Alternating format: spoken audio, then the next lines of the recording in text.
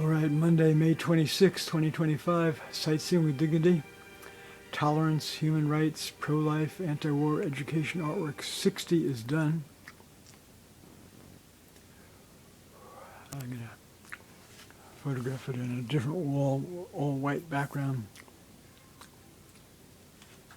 We have allegorical sea monsters, including Trump and Saddam.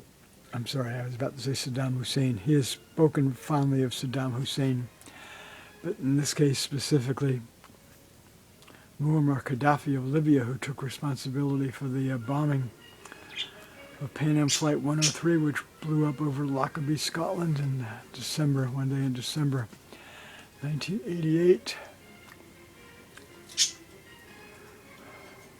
Hit hard for me. I had lived in Scotland for 5 months the previous year, 1987. Karen Hunt was an American, Syracuse University student, English major. She died in the bombing. Her whole life was ahead of her. Buildings and trees, and some kind of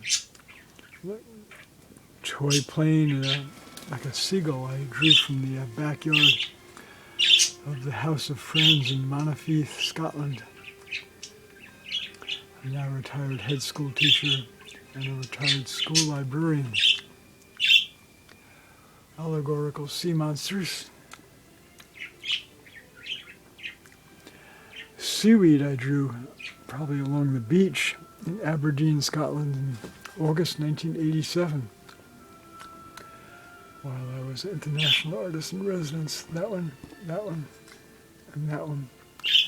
And we have two drawings I did, part of a